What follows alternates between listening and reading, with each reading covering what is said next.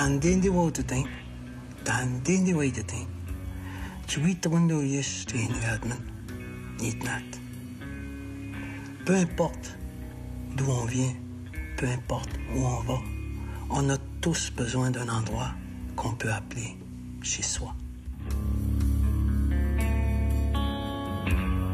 Depuis toujours, l'être humain a constamment cherché un espace à lui, un endroit où habiter, que ce soit un abri pour la nuit ou la maison où on a grandi, un petit appart ou un palais, même un tipi, ça change rien. On a tous besoin de sécurité, de confort, être chez soi. C'est pas seulement 4 murs et un toit. C'est là où on peut se reposer, se ressourcer. C'est notre base, notre refuge. Salut, je m'appelle Florent Volant. Je suis auteur, compositeur, interprète de la nation Innu de Maliotenam. Au cours du dernier épisode, Pierre s'est installé dans un nouvel appartement et découvre depuis les avantages de la colocation et de l'entraide. C'est des marginaux qui vivent avec le minimum. Je dirais-tu que c'est de la pauvreté, pauvreté volontaire d'une certaine façon, je te dirais. Mais est-ce que la lune de miel va durer pour le grand solitaire? Pour l'instant, il a une idée en tête, se trouver une job et augmenter ses revenus. Il y a le petit extra à côté où je vais peut-être aller porter un CV. D'habitude, je suis déjà allé au petit extra, mais comme client, là, je vais peut-être y aller comme plongeur. Emmanuel l'a eu plus difficile. Après plusieurs visites décevantes, après l'auberge de jeunesse et une nuit émouvante dans un refuge pour femmes, elle a finalement trouvé un endroit où habiter.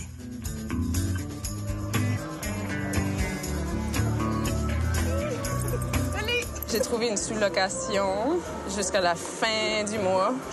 Le 30, je redonne les clés. Ils disent que c'est un 3,5. Je dirais que c'est plus comme un 2,5.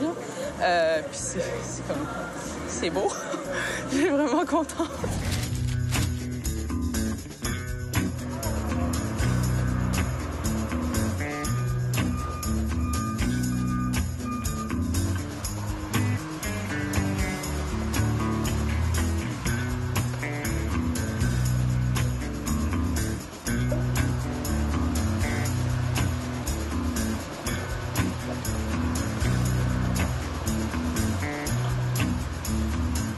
Finalement, j'ai trouvé une sous-location incroyable.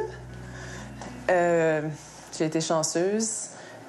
Sinon, je me voyais faire le tour des refuges, des auberges jeunesse pour le reste du mois parce que, je veux dire, c'était soit ça ou rester dans un appartement que j'ai trouvé comme pas mal loin du centre-ville où il aurait fallu que j'aie une passe métro, ça c'est sûr.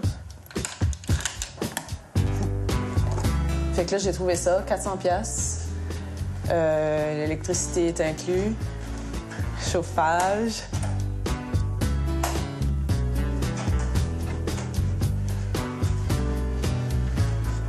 Je suis là, j'ai rien, là. J'ai pas grand-chose, mais en même temps, j'arrive, puis... Holy crap!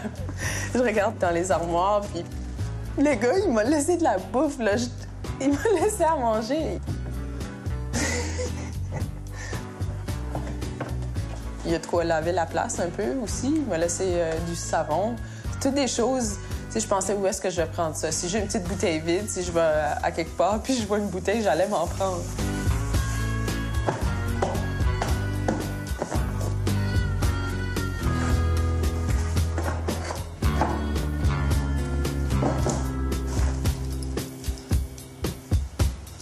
Je sais que je peux aller au refuge Patricia McKenzie pour le dîner. Proche d'ici, il y a un centre pour les jeunes. Je peux dîner là, c'est à 13h30. C'est un centre de jour aussi. Tu peux faire des appels, tu peux aller à Internet. Mais vraiment, je veux vraiment m'assurer de voir qu'est-ce que je peux avoir aussi à la banque alimentaire le plus tôt possible. Il me reste ça, là. 1, 2, 10 piastres, tiens. 99 et 77, 100 piastres. Ben non, 99 et 77 parce que j'accepte. C'est ça.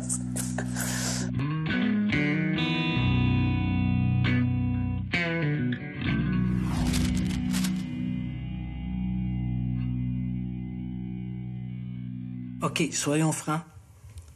Emmanuelle a été bien chanceuse de se trouver un appartement à 400 $ par mois. Parce que bien souvent, quand on a moins de 600 $ par mois, on a 2 choix pour se loger.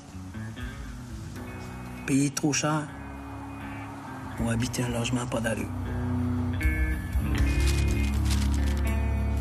En 2007, il y a le rapporteur spécial des Nations unies sur le droit au logement, qui s'appelait à l'époque Maïmoun Kotavi, qui a fait une mission d'observation au Canada. Il s'est promené dans plusieurs villes canadiennes, notamment à Montréal.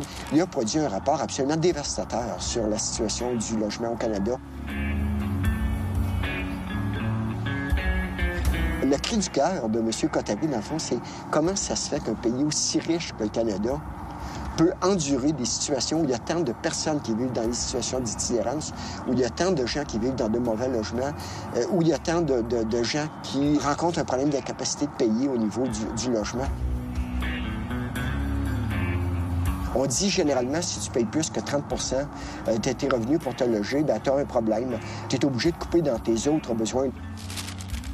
Au Canada, 40 % des ménages consacrent 30 % et plus de leurs revenus au logement. 18 % paient plus de 50 % et pour 8 % d'entre eux, c'est 80 % du budget total qui y passe. Il te reste 20 % de ton revenu pour arriver à payer ta bouffe, payer tes vêtements, puis le reste, tu y penses même pas. Et même la bouffe, là, tu fréquentes les banques alimentaires, tu n'es pas capable par toi-même de t'alimenter et encore moins de t'alimenter convenablement. Avec un loyer de 350 $ par mois, Pierre donne 59 % de ses revenus en logement. Pour Emmanuelle, qui paye 400 $, ça représente 68 % de son budget. Tôt ou tard, la réalité va les rattraper. Mais pour eux, c'est seulement pour 2 mois. Pour bien du monde, c'est pour des années. Parfois même pour la vie.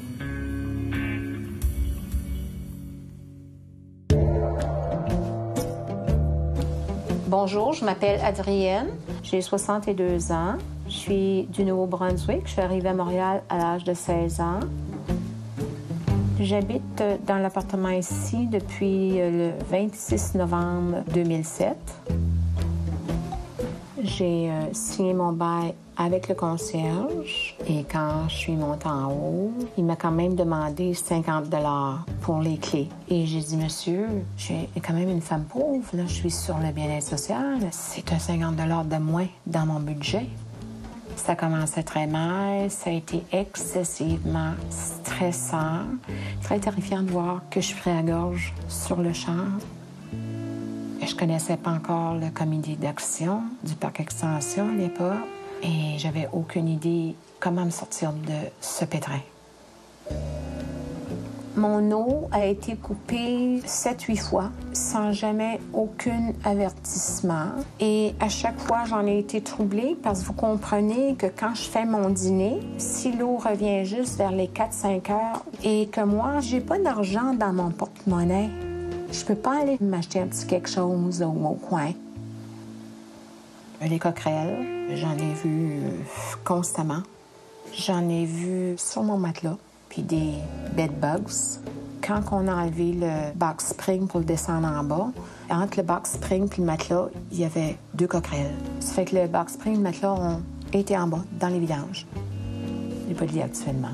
Je couche sur la douillette qui est pliée en 2, puis mes 2 oreillers qui font ma tête, et 2 oreillers aux pieds, parce que quand on couche juste sur le sol, ça finit par faire mal aux talons. On est actuellement au mois d'août. Au mois de septembre, ça ne rentrera pas dans mon budget, mais au mois d'octobre, j'ai une TPS. Ça va serrer mon budget parce qu'un lit simple que je vais acheter, c'est quand même 150, 200. Je vais prendre ce qui est le moins cher. Pourquoi je déménage pas? C'est très simple. J'ai déménagé déjà 4 fois en 4 ans et demi depuis que je suis dans le parc Extension. Et ça fait 4 fois que je déménage pour des situations semblables. Ça fait que je me trouve aller d'une place à l'autre en cherchant toujours ma petite place qui serait confortable, mais qui aussi que ça rentre dans mon budget, dans mon moyen. J'aime ma paix, puis je vais tout faire pour ma paix. Mais il faut quand même qu'on me donne l'opportunité, dans mes moyens, d'avoir la dignité chez moi et la sécurité. J'ai aménagé la place un petit peu, j'ai trouvé de la peinture. Puis en avant, ben, il y avait des roses. Fait que j'ai été non coupée. Si dans mercredi ou jeudi prochain, j'ai pas de job, là, je vais commencer à trouver ça... je vais commencer à avoir une petite panique, un peu comme la première journée avant que je me trouve un appartement. Là, je vais commencer à sentir la pression. Là.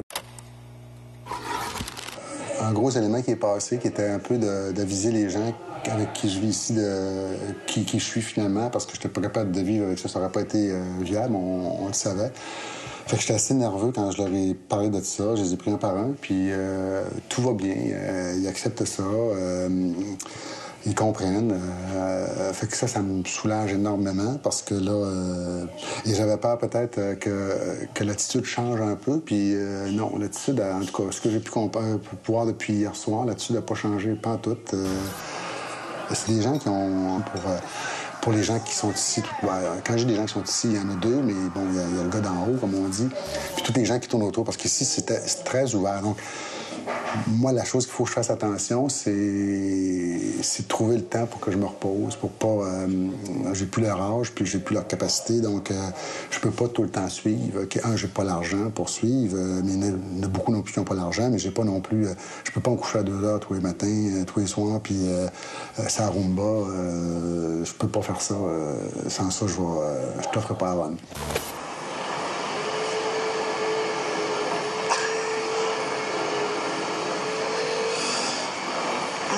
Construction.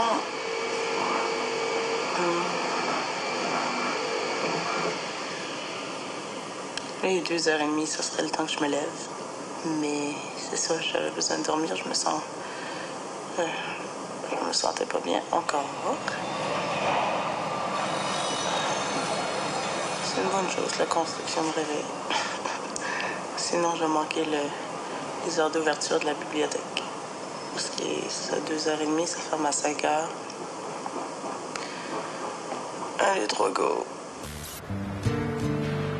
Quand on voit des chantiers de construction, quand on voit toute la machinerie arriver, souvent on a l'impression qu'on est en train de régler des problèmes de logement, puis que ça va être mieux pour les gens en place. Malheureusement, encore une fois, ça va être du monde qui va être tassé dans un coin, puis c'est pas nécessairement eux qui vont l'avoir facile.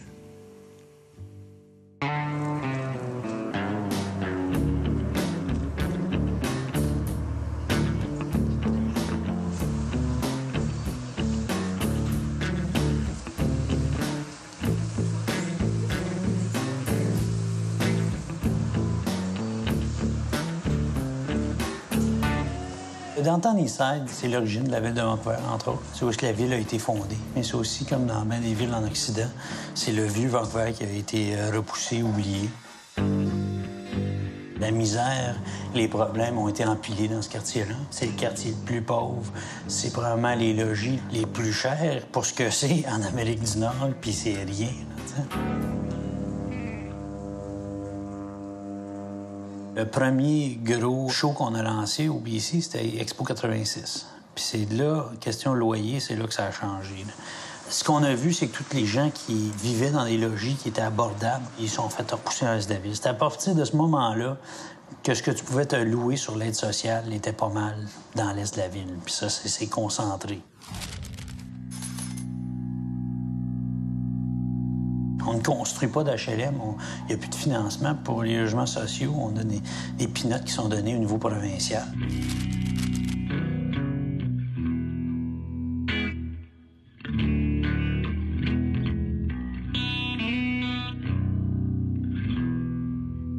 Ce que les Olympiques ont surtout fait pour l'est de la ville, c'est que ça a été une grosse campagne de publicité pour les développeurs.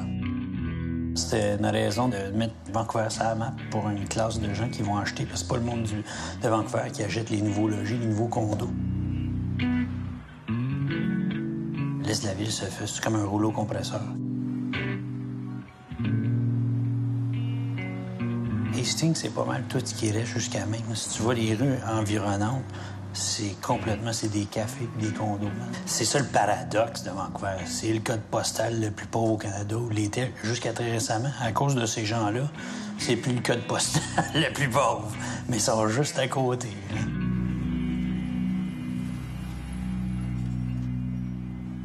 Ce qui a été dommage, c'était la spéculation des développeurs, puis le momentum qui a été créé pour raser le quartier. C'est ça qui remplit les abris, c'est ça qui provoque l'itinérance, c'est ça qui enlève les logements, ce qui reste de logements. En Colombie-Britannique, il y a une partie du chèque d'aide sociale qui va au logement. 375 $ par mois. Soyons réalistes. Avec ça, la seule chose que tu peux te payer, c'est une chambre à louer.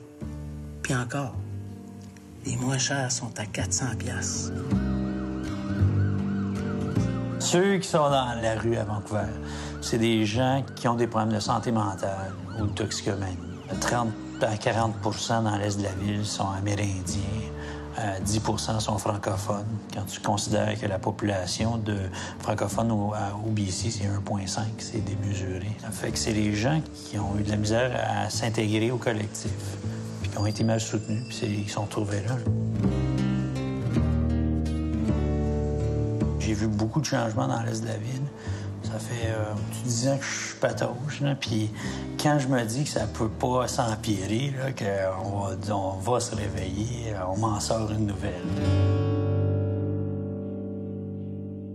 Le gros problème dans les communautés autochtones, ou un des gros problèmes, c'est le problème de logement. C'est évident. À partir de là, quand tu as un problème de logement, tu as beaucoup de problèmes sociaux qui en découlent. À Maliotenam, dans ma communauté à moi, le manque de logement, c'est quelque chose qui est très présent. On est entassé dans des maisons où il y a souvent 3-4 noyaux familiales. C'est quelque chose qui amène beaucoup de problèmes à tous les niveaux. Nous demandons que vous preniez les mesures nécessaires pour assurer que nous recevons votre paiement sans délai. 7752 au poste 222.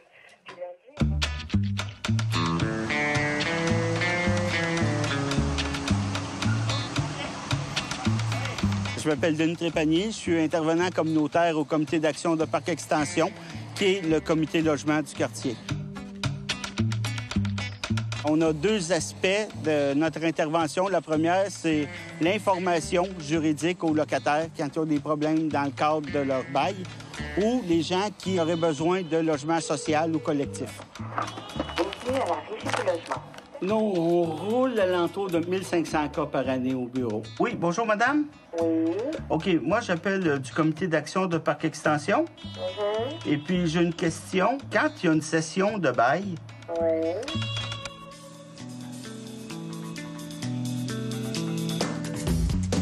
Bien, Parc-Ex, c'est un très beau petit quartier qui est tout juste au nord d'Outremont. C'est le quartier le plus densément peuplé à Montréal. Sur 1,6 km², il y a près de 31 000 habitants et c'est 11 000 portes.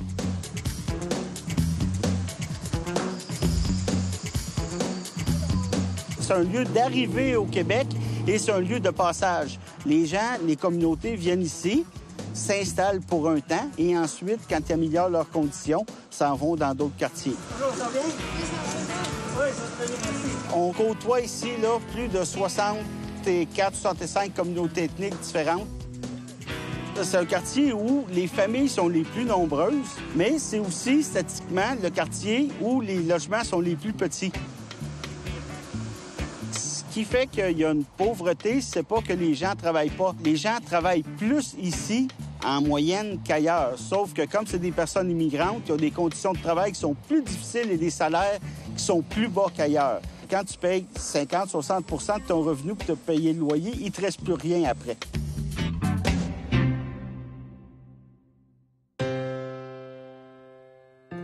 Il y a plusieurs types de propriétaires. Il y en a qui font une bonne job, mais il y en a qui en profitent. Puis on les connaît, il y en a quelques-uns qui font ce qu'on appelle la business du taudis. Le cas type du taudis, c'est un propriétaire qui décide d'acheter un logement qui est plus ou moins en bon état et qui s'en occupe pas. Tout ce qu'il fait, c'est qu'il collecte les loyers. Alors, à partir de ce moment-là, il y a des locataires qui vont commencer à porter plainte. Par le temps qu'il y a un constat d'infraction qui puisse être émis par la Ville, il y a le temps de le vendre. Il vend à sa sœur, à son frère, à une compagnie à numéro, aucune importance. Et là, les avis de non-conformité qui ont été émis par la Ville tombent.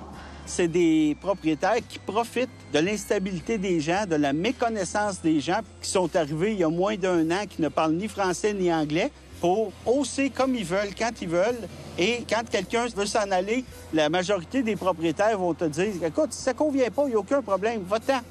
Il y a quelqu'un d'autre qui veut ton logement. » Quand j'ai arrivé, cet appartement, c'est totalement détruit. Pas de vitres. Ici, pas de porte.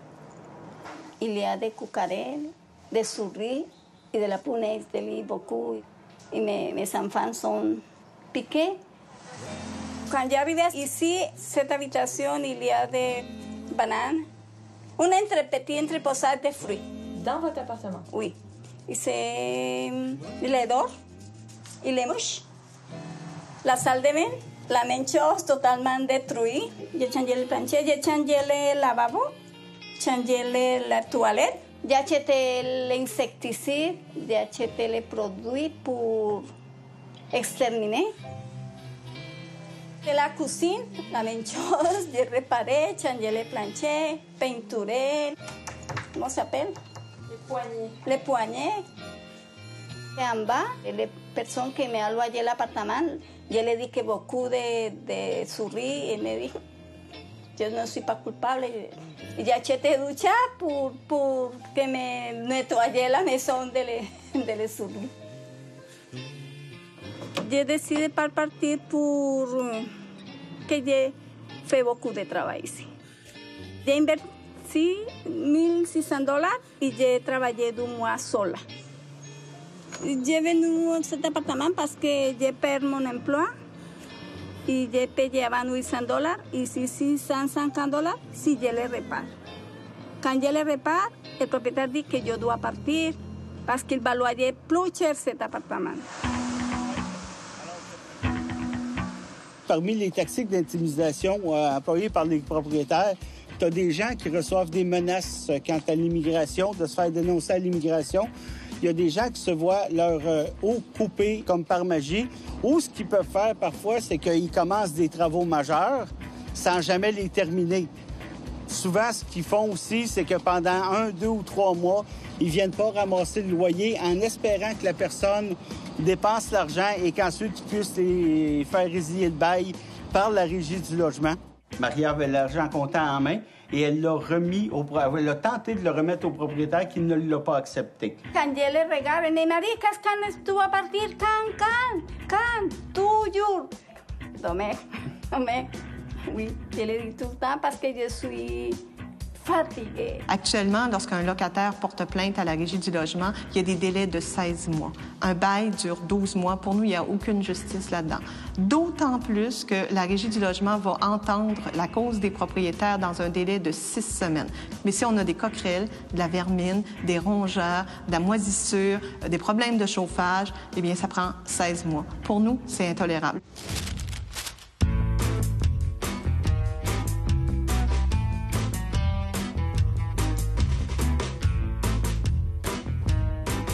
En gros, il y a 3 types de logements sociaux au Canada. Les coopératives, les OSBL d'habitation et les fameux HLM, les habitations à loyer modique qui permettent de payer seulement 25 % de son revenu mensuel, peu importe combien on gagne. Le problème, c'est d'y entrer. Aujourd'hui, on est à 25 000 personnes sur la liste d'attente à Montréal, 45 000 à l'échelle du Québec. Il y a des gens qui attendent depuis 15 ans parce que tu rentres dans un HLM un peu sur le principe de l'urgence quand tu te présentes à l'hôpital. Si tu te présentes à l'hôpital en disant « j'ai un bras cassé », c'est sûr que tu as besoin de soins, puis personne ne va dire que tu n'as pas de besoin. Mais s'il y a quelqu'un d'autre qui rentre en pleine crise cardiaque, il passe en premier, puis il se fait soigner en premier. Alors, c'est la même logique dans les HLM. Il y a un système de classification puis de pointage pour choisir les gens. Et donc, plus les gens vivent une situation qui est dramatique puis difficile, plus ils rentrent vite en HLM. Alors, il y a plein de gens qui en ont vraiment besoin, qui ont le bras cassé, mais qui se font constamment dépasser par les gens qui arrivent avec des crises cardiaques puis des accidents d'auto. Et puis là, ils restent en liste d'attente. Sous Brian Mulroney et sous Jean Chrétien, parce que les deux ont pris la même décision, ont décidé qu'ils coupaient le robinet du financement du logement social. Bien, la formule HLM, elle est morte. Et, alors que dans le domaine des coopératives d'habitation, des logements sans lucratifs, le gouvernement québécois a accepté modestement de prendre la relève. En ce qui a trait au HLM, on a toujours refusé de revenir à cette formule-là. Présentement, la seule façon que tu as d'y rentrer, c'est quand tu as un autre locataire qui s'en va ou qu'il y en a un qui décède.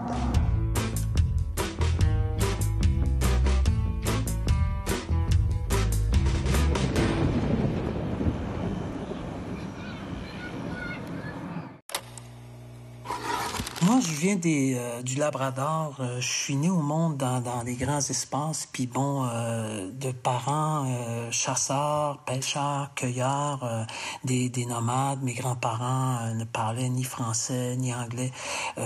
Puis on vivait strictement de chasse et de pêche. Donc,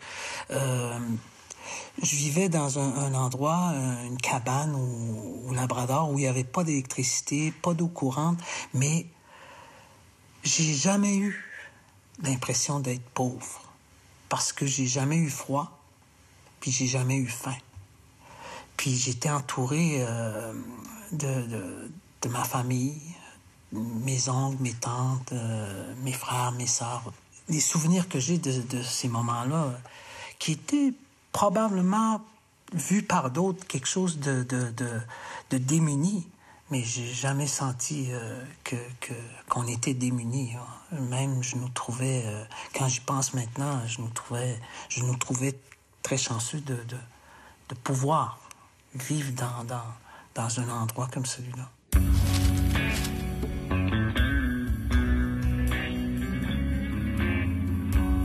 C'est simple.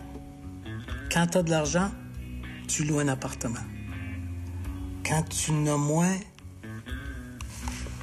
tu espères un logement social. Quand tu n'as encore moins, tu te retrouves dans une chambre. Il y en a qui sont bien gérés, il y en a d'autres, pas du tout. Ça peut être un problème.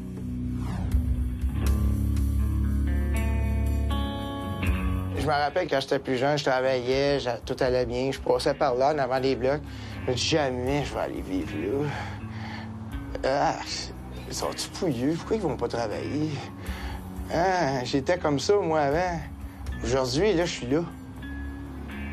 J'ai 38 ans, je suis là. Mon ex, c'était une personne qui n'a pas de compassion pour le monde, ça. Elle était de même, moi, j'étais 14 ans avec. Puis je l'ai lâchée, elle, parce que j'étais plus capable. Ma maladie ne permettait plus, puis elle n'était pas capable d'endurer ce que moi j'avais. Et on est dépressif, hein? On veut plus rien faire, on n'est plus capable de rien faire. On travaille plus, on lâche notre job, on la perd. On dégringole, on n'a plus de nom. Plus de nom, on peut pas se louer un logement. Ça demande tout le temps une enquête de crédit. Fait que je me dis, puis c'est cher, on tombe sur l'aide sociale. Fait qu'elle en profite dans ce temps-là, elle se dit « OK, fait que toi, là, il y a rien que moi qui peux t'aider. » Ah ben, tu vas payer cher.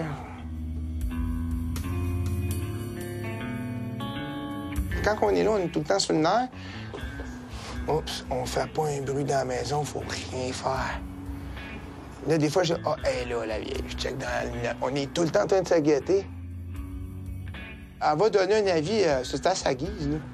Certaines personnes, là, elle va dire, OK, je vais te donner jusqu'à la semaine ou jusqu'au 1er du mois.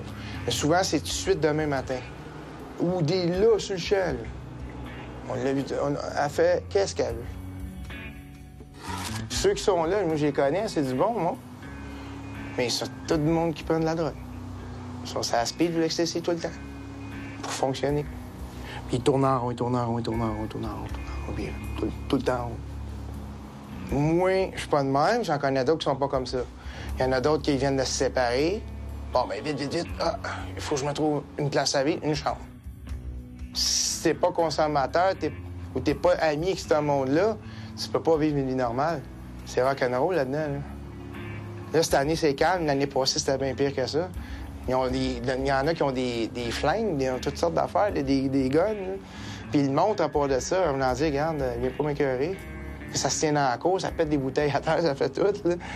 Incroyable. J'en ai eu de toutes les couleurs. C'est là que j'ai vu le pire dans toute ma vie. 415. 415 par mois. Tout compris, oui. Mais je trouve ça cher pas mal pour... Puis depuis que je suis là, ça fait presque 2 ans. Quand je suis arrivé là, c'était 385. On est rendu à 415. Elle augmente continuellement. C'est une Robin des Bois des pauvres. Elle va pas chercher l'argent chez les riches, elle va le chercher chez les pauvres.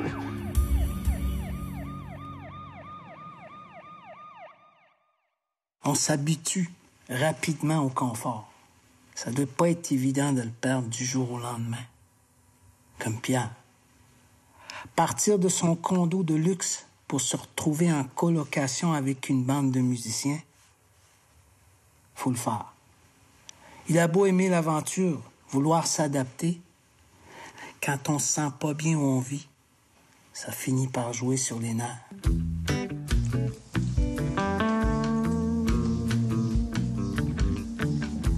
Il y a un élément qui me pèse par rapport à ici. Je suis pas capable de rester dans cet appartement-là. Je suis pas bien. Je suis pas bien. C'est sale. C'est pas confortable. Il n'y a pas vraiment d'éclairage pour lire. J'ai pas vraiment de tranquillité. C'est comme... là, aujourd'hui, je suis tout seul. André n'est pas là. Fred a sa fille. C'est fantastique. Mais même là, je reste ici parce que le lavage va se faire et tout. Mais j'aime pas ça, rester ici. C'est pas un appartement que j'aime. Mais c'est un appartement qui me convient, puis que dans le contexte, c'est correct. C'est bien correct.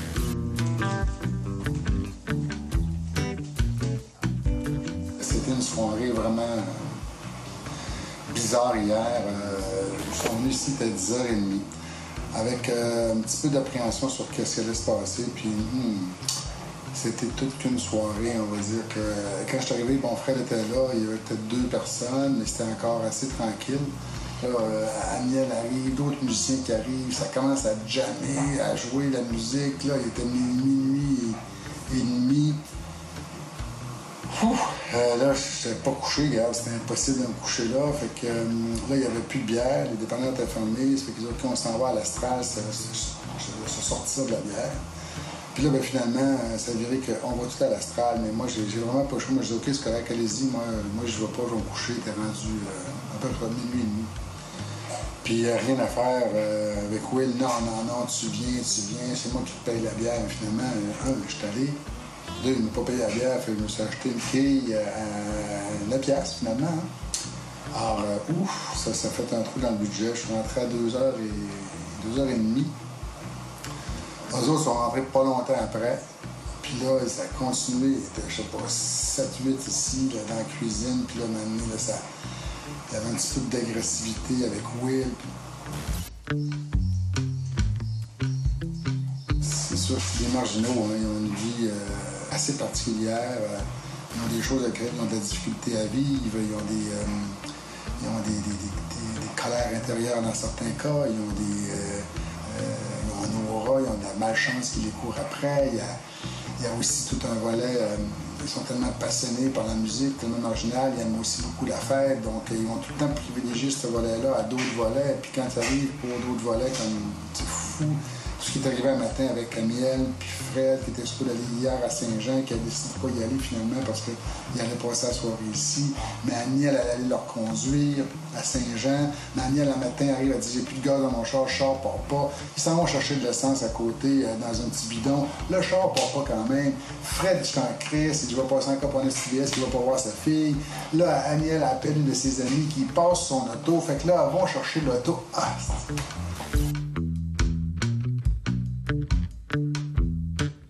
Je me trouve cool. Puis je pense que ça me sauve. Ça me sauve si j'étais pas cool. Ça marcherait pas. C'est ça, mon Pierre. Reste cool. T'as 2 semaines de fête, il t'en reste 6. Pierre est pas fou. Pas besoin d'un cours d'économie pour comprendre qu'en ayant investi 60% de son budget en loyer, il va manquer d'argent avant la fin du mois. Même en ayant recours aux banques alimentaires, seule option, se trouver un emploi. C'est sûr qu'avec le CV qu'il a, il aurait pu se trouver une job facilement. Fait qu'on l'a légèrement modifié, histoire de rendre l'expérience plus réaliste. Ben là, je m'en vais faire une petite visite du quartier, un petit tour, puis tranquillement pas vite, identifier des places où je pourrais laisser mon brillant CV. Centre-Sud. Pas nécessairement l'endroit le plus riche et le plus cossu de Montréal. Hein? Le bar L'Astral, c'est ici. C'est vraiment le lieu de rassemblement un peu de la tribu, comme on parlait, dans le sens c'est là que les bodés se retrouvent, qui viennent prendre un verre. Moi, j'aimerais ça avoir quelque chose avant la fin de la semaine prochaine, là, ou plus tard, début de l'autre semaine, parce que je vais commencer à être à court. J'ai aucune dépense folle à faire. Tu sais, le premier matin, déjeuner à 4,89 là, chez McDo, ben, je réalise que c'est cher. C'est beaucoup trop cher. Je suis pas capable de me permettre de me payer un déjeuner à 4,89. Bon, là, ici, pour les emplois, il y a beaucoup plus de choix. Il y a un restaurant La Belle Province, il y a un McDo, il y a un IGA. Alors, déjà là, il y en a 3 là, qui pourraient être intéressants. Bonjour, vous savez pour une job, un emploi, y a-t-il quelqu'un que je peux rencontrer ou... Juste à remplir ça. OK. Puis après ça, on va donner ça au patron. OK. On y retourne. C'est un peu de la merde. On arrive de où, là? Ah, une chaîne de restauration rapide. Une grosse. Moi, je pense pas que ça puisse marcher dans des endroits comme ça. Ça va être plus des petites places où tu peux avoir un contact avec le gérant, puis il te voit, puis il se base sur ta bouille plutôt qu'avoir un formulaire où tu regardes ça, puis tu dis, Christophe, c'est pas vraiment intéressant. J'ai même pas mon CV, c'est juste mes 2 derniers emplois. Donc, je sais pas, je me mets à la place de quelqu'un qui a pas de job, puis qui est juste bien-être social. C'est sûr qu'il n'y a pas bien de chance de rentrer dans ces endroits-là. Là, c'est une autre grosse chaîne de restauration rapide. Alors, c'est tout le même pattern, c'est un formulaire que tu réponds. C'est la caissière qui te le donne. Fait que ça vaut ce que ça vaut. Puis sur le nombre qu'ils doivent avoir, ben j'imagine qu'ils vont en trouver des plus intéressantes. S'il n'y a pas d'argent qui rentre, ça va être plus compliqué. Ça va être plus compliqué, puis là, ça va commencer à être le stress aussi de ne pas avoir d'argent, de savoir qu'est-ce que tu fais pour me manger. En tout cas, je vais essayer de ne pas me rendre là, mais... Puis c'est ça, je vais essayer de ne pas me rendre là avant de trouver une job, parce que... Quand tu vas me rester, supposons, 25$, là, puis 10 jours à faire, là, je suis pas sûr que je vais la trouver drôle. C'est le premier CV que je donne. Elle va le donner au proprio, puis le proprio, ben, il verra bien, mais c'est une longue shot, comme on dit. Salut! Viens voir, moi, je fais la job. Non, récemment, on vient d'engager déjà. Oui, bonjour. Sur le formulaire pour avoir une job, travailler ici? Non, on demande juste le CV. Je donne ça à l'assistant gérant tout de suite, puis s'il trouve que tu as de l'allure, il te rappelle demain ou plus tard. Salut, merci. Bon, ben là, j'arrive de mon premier bloc pour la recherche d'une job. 7 ou 8 places que j'ai faites. Il y en a 6 que je pense pas que ça donne grand-chose. Le 7e, chez Lafleur, ben, ça a des chances parce que la décision se prend comme... Ils ont besoin de monde, tout le temps besoin de monde. Puis 2, c'est l'assistant gérant ou gérant qui décide qui embauche. Ça va pas au siège social ou quelque chose comme ça, là. Fait que...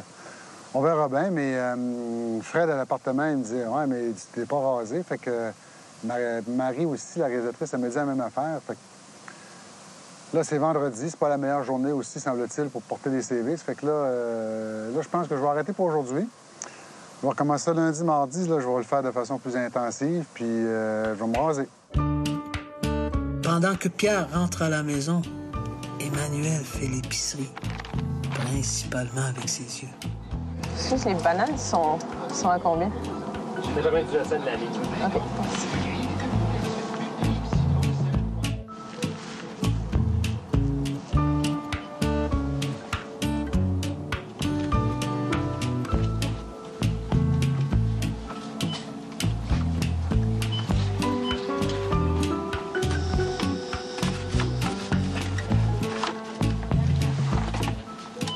Quand on est pauvre, on n'a pas de choix. On ne peut pas choisir qu'est-ce qu'on paye pas, qu'est-ce qu'on paye. Quand tu décides plus, tu sais que tu es pauvre. Pour moi, la pauvreté, c'est d'abord être dépouillé de sa dignité, avoir perdu le contrôle sur sa vie.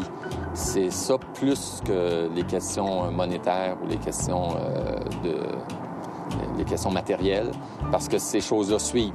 D'avoir des gens qui se privent de l'essentiel dans une société riche, pour moi, là, le jour où j'accepterai ça, je me dirai que j'ai plus plein de place dans la société-là. Ça fait que là, je fais mon premier repas dans mon appartement. Je suis tellement contente, ça va être tellement bon. Puis en plus, j'adore la cuisine indienne. Je vais faire du curry vindaloo avec du veau.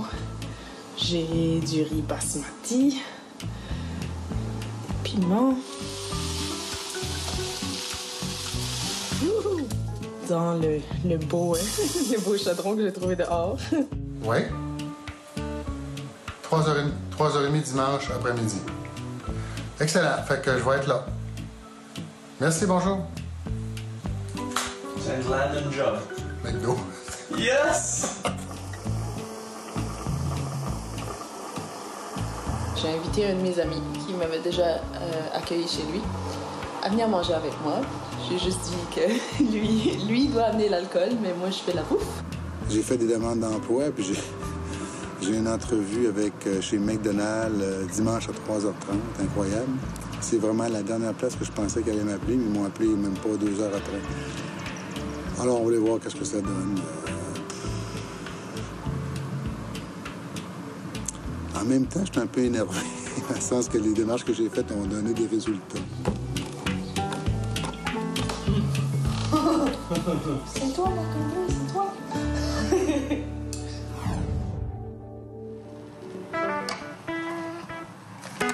Au cours du prochain épisode, nos 2 naufragés des villes s'aventurent sur le marché du travail. Pierre se rend à sa première entrevue. Tout en poursuivant ses démarches, il sera rapidement confronté à un dilemme éthique. Moi, je regarde, là, peut-être 15 CV. Là. J'ai eu un appel seulement sur 15 CV que j'ai donné, dans le sens que quand sur ton CV, t'as pas grand-chose. Parce que sur mon CV, bon, ben, c'est pas éloquent, là, ce que j'ai. Donc, les gens, pas sûr qu'ils courent après toi pour t'appeler. Alors, ce qui te reste dans ce temps-là, ben, c'est des petits jobines. Alors, ce que j'ai à vous offrir, c'est un travail au salaire minimum. OK. À peu près 9,50 comme ça de l'heure. OK. Ça peut vous intéresser? Oui. Pas de problème? Pas de problème. OK. Emmanuelle fait appel à une agence de placement et découvre un univers qu'elle n'aurait jamais pensé fréquenter, le travail d'usine.